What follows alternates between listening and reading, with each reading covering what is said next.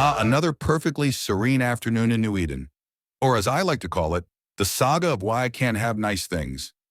I was, as any self-respecting capsuleer knows, taking a stroll. A very, very long stroll, mind you. I was deep in enemy territory, to be precise, because nothing quite broadcasts I've made profoundly questionable life choices, like casually wandering into the deepest, darkest corners of space in a daredevil.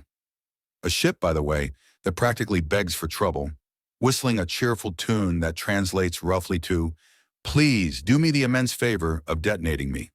I was just admiring the scenic warp tunnels, perhaps contemplating how many tiny spacefaring dust bunnies I'd accumulated on my hull when I finally reached my destination, a perfectly innocuous-looking Stargate. Excellent, I thought, with all the naive optimism of a lamb skipping into a butcher shop. Just one more jump, and I'll be, well, still in enemy territory, but marginally less likely to become space confetti. So with the confidence of a lemming eyeing a cliff, I initiated the jump. The screen flickered, the familiar warp animation played, and then bam! I landed not in the tranquil void of the next system, but directly into what appeared to be a meticulously staged, highly exclusive, one fiend welcoming party. Turns out this particular fiend hadn't just appeared. It had clearly been waiting with the patience of a spider in its web, meticulously planning its little ambush. For me.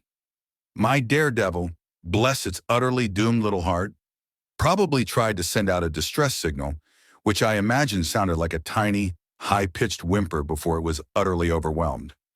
But the fiend wasn't in a hurry. Oh no, it started toying with me. It felt less like a battle and more like a cosmic game of cat and mouse.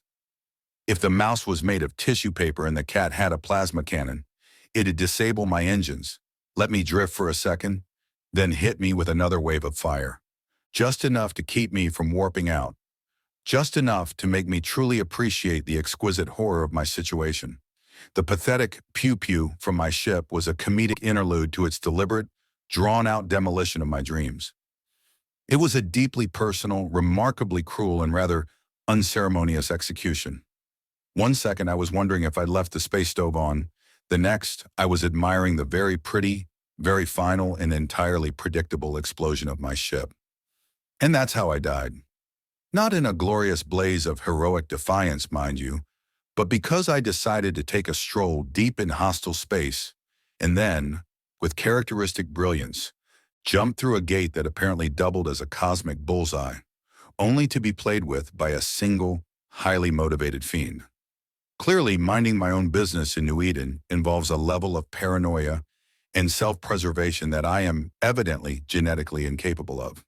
Perhaps next time I'll try playing a game where the biggest threat is a rogue pixel. It seems less terminal.